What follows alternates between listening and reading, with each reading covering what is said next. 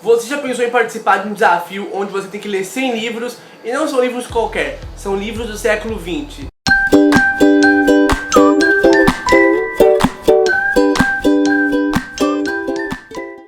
Essa lista dos 100 melhores romances do século XX foi publicada pela Folha. Eu vou deixar aqui o link aqui embaixo, onde tem todos os números.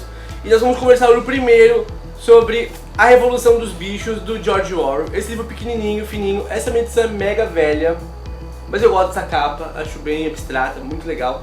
E tem os protagonistas dessa história, né, os porquinhos. Então vamos conversar sobre esse livro, que é muito pequenininho e muito poderoso.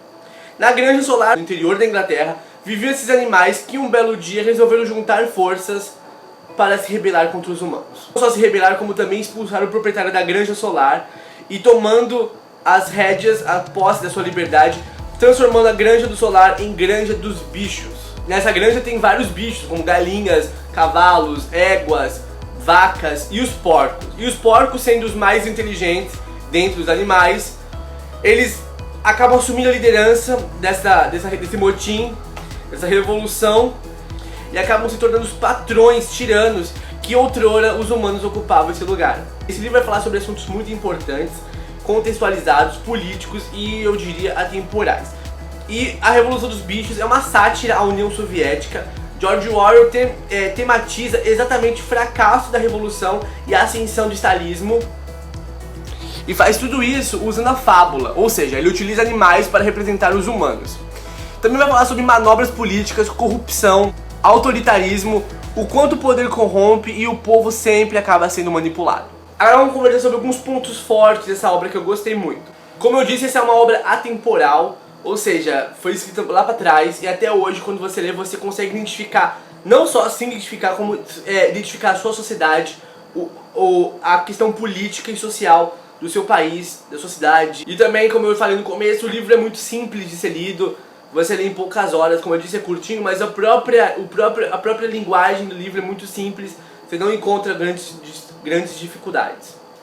E o ponto fraco, na minha opinião, é que eu não consegui me identificar com os personagens animais. Eu não consegui ter empatia pela vaca, pelo porquinho, pelo ratinho, eu não consegui. E aí, quando eu estava lendo Mouse, que também usa esse mecanismo da fábula, uma escrita veio pra mim e falou assim: eu não consegui me identificar com os personagens porque eles eram bichos. E eu fiquei meio tipo, como assim não consegui? Eles são tão bem construídos e eles só são representados mesmo por animais, mas eles são totalmente humanizados. Já na Revolução dos Bichos isso não acontece, eles são bichos pensando como bichos, mesmo tendo algumas evoluções, como os porcos conseguirem ler, enfim, e eles conseguirem comunicar entre si. Esse mínimo de humanização existe, mas no final das contas são bichos pensando como bichos, com a sua fragilidade, com a sua estrutura. Isso me afastou um pouco dos personagens, sabe? Mas ainda assim não foi uma dificuldade. Eu fui ler esse livro com muita sede ao pote. Quando eu avisei que eu ia ler A Revolução dos Bichos, vários inscritos vieram pra mim, vários seguidores, amigos, e comentaram: Thiago, esse livro mudou minha vida, esse livro é o livro da minha vida.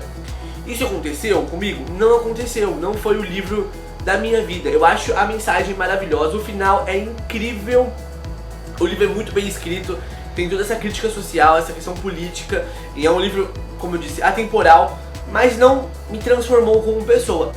Não vou dizer também que, nossa, esse livro mudou minha vida. Não foi o que aconteceu, mas é um livro maravilhoso, muito bem escrito e fundamental, precisa ler, conhecer essa história, inclusive pelo contexto histórico.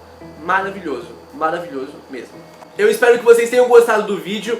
Se gostou, dá um like, comente com os amigos e compartilhe. Se não está inscrito, seja muito bem-vindo, faça parte da família BookBox. E é isso, um beijo, um abraço, um aperto de mão. Tchau, tchau.